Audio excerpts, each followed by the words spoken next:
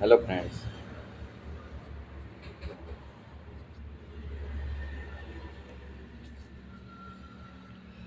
दोस्तों, जैसे हर कोई व्यक्ति हमेशा ये चाहता है कि उसका बच्चा पढ़ाई में सबसे आगे हो, सबसे अच्छे मार्क्स लेके आए। सबसे आगे बच्चों को रखने के उद्देश्य से बच्चों को अच्छे स्कूल में पढ़ाते हैं, अच्छे ट्यूटर से ट्यूशन लगाते हैं। बच्चा फिर भी अच्छे मार्क्स नहीं ला पाता। कुछ पेरेंट्स ये ध्यान नहीं देते कि बच्चा अच्छे मार्क्स क्यों नहीं ला पा रहा है। इतने अच्छे स्कूल में पढ़ने के बाद और एक्स्ट्रा ट्यूशन लगाने के बाद फिर भी बच्चा पढ़ाई में कमज़ोर है, उसे पेरेंट्स डांटने लगते हैं। ये नहीं सोचते कि हो ना हो बच्चे की मेमोरी कमज़ोर हो। मेमोरी कमज़ोर होने के भी कई कारण होते हैं। या बच्चा बहुत ज़्यादा प्रेशर में हो, या बच्चा बहुत ज़्यादा घबरा जाता हो पढ़ाई के दौरान। घबराहट में जो पढ़ा उसे भूल जाता है। ये हम ध्यान नहीं देते। फ्रेंड्स, आज हम आपको बताएंगे कि यदि बच्चा पढ़ते पढ़ते भी जो पढ़ता है उसे भूल जाता है, उसको उसके लिए जो बच्चे आगे दौड़ पीछे छोड़ यानी पढ़ते हैं, आगे पढ़ते रहते हैं, पीछे का भूल जाते हैं, उनके लिए आज हम जो मेडिसिन आपको बताएंगे वो मेडिसिन बच्चों की मेमोरी में बहुत ही बेस्ट मेडिसिन है। बच्चे बच जो भी पढ़ेगा बच्चा उसको याद रहने लगेगा। जब बच्चा पढ़ता है तो खूब अच्छा लगता है, पेरेंट्स को भी अच्छा लगता है। परंतु जब उसे जो पढ़ता है, बच्चे का भी पढ़ाई में अच्छा मन लगता है, परंतु जब उसके पढ़ा हुआ याद नहीं रहता तो बच्चा स्कूल की किताबों से मन हटाने लगता है, स्कूल से मन हटाने लगता है, स्कूल से बंक करने लगता है। क्योंकि टीचर बच्चे को बोलते हैं कि बेटा जो आज पढ़ा है उसका कल मैं ट्यूशन लूँ, वो उसका कल टेस्ट होगा। तो बच्चा पढ़ता है लेकिन उसके याद नहीं रहता। जो टीचर उसको बोलते हैं कि तुम्हारा टेस्ट होगा, तो बच्चा स्कूल से बंक मारने लगता है। लेकिन जब बच्चा जो पढ़ा उसे भूल जाता है, याद नहीं रहता, वो स्कूल से अक्सर छुट्टी मारने लगता है, बंक मारने लगता है।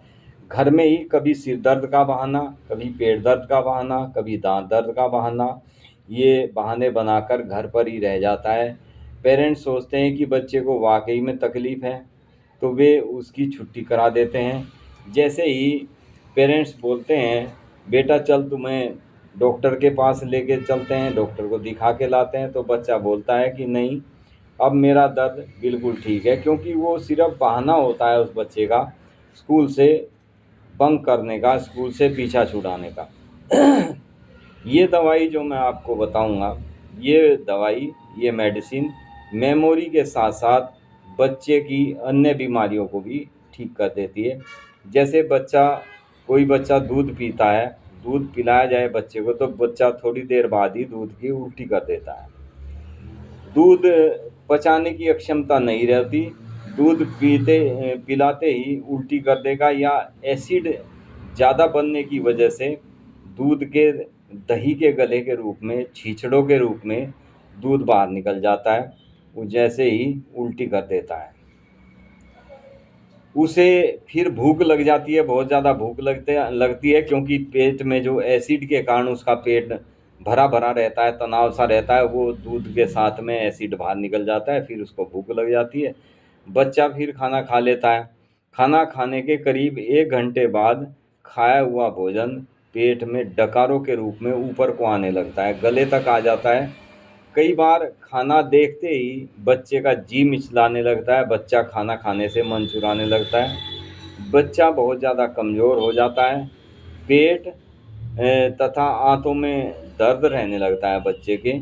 आँखों में भी बहुत ज़्यादा कमज़ोरी बच्चा महसूस करने लगता है, बताने लगता है कि मैं जैसे ही रोशनी में जाता हूँ तो मेरी आँखों में मेरे दर्द होने लगता है। आँखों के साथ साथ दर्द होने के साथ साथ सिर में दर्द होने लगता है, सिर चकराने लगता है। सिर में ऐसा लगता है जैसे किसी चीज़ से सिर को बाँध दिया गया हो। सिर के पिछले भाग में बहुत तेज़ दर्द होता है, जो नीचे कमर में पीठ तक, मेरुदंड से होते हुए नीचे पीठ तक चला जाता है, फैल जाता है। ऐसा लगता है जैसे सिर के बाल कोई खींच रहा हो। बच्चा अक्सर हर समय बहुत ही उदास रहता है, मायूस रहता है। वो बच्चा नींदापन रहता है बच्चे में, तेज़ धड़कन हो जाती है बच्चे की। बच्चे का सिर चकराने लगता है, सोचने की अक्षमता कम हो जाती है, मन में को एकाग्र करने की असमर्थता रहती है, मन एकाग्र नहीं कर पाता बच्चा। दिमाग थका थका सा रहता है बच्चे का, जो पढ़ता है उसे भूल जाता है, जो जल्दी ही जल्दी ही कहने लगता है कि अब मैं थक गया हूँ। यदि पढ़ने उसको बैठा भी दिया जाए तो बच्चा कहने लगता है कि अब मैं थक गया हूँ, अब मेरे से पढ़ा नहीं जाता। यानी बच्चा जो बैठ के केवल पढ़ाई करनी है, उससे उसको थकावट महसूस होने लगती है, उसका ब्रेन, उसका माइंड शून्य जैसा होने लगता है। ऐसी स्थिति में बच्चों को होम्योपैथी की बेस्ट मेडिसिन, जो बच्चों पर बहुत ही अच्छा कार्य करती है, बच्चों की फ्रेंड मेडिसिन है, बच्चों की अधिकतर बीमारियों में को ख़त्म कर देती है, वो मेडिसिन है एथुजा। होम्योपैथी की सबसे बेस्ट मेडिसिन है एथुजा, यानी एथुजा सिनापियम के नाम से ये मेडिसिन आती है। इसे 30 पोटेंसी में दिन में 2 से 3 बार बच्चे को दें तो कुछ समय बाद ही आप देखेंगे कि बच्चा स्वस्थ होने लगता है, बच्चे का पढ़ाई में मन लगता है। इस मेडिसिन को बच्चों को दें तो मेमोरी तेज़ हो जाती है, मेमोरी को बिल्कुल ठीक कर देती है। बच्चे के अंदर जो डर होता है वो भी बच्चे का निकलना शुरू हो जाता है। पढ़ाई से जो बच्चा डरने लगता है, जी चुराने लगता है, मन हटने लगता है, उसका फिर पढ़ाई में ध्यान लगने लगता है, क्योंकि जो बच्चा पढ़ता है उसे याद रहने लगता है, उसे बिल्कुल ठीक कर देती है मेडिसिन। बच्चों का मानसिक विकास होता है, बच्चा जो पढ़ता है उसे याद रहने लगता है, याद होगा तो पढ़ाई में भी मन लगेगा बच्चे का। बच्चा खुश तो पेरेंट्स भी खुश।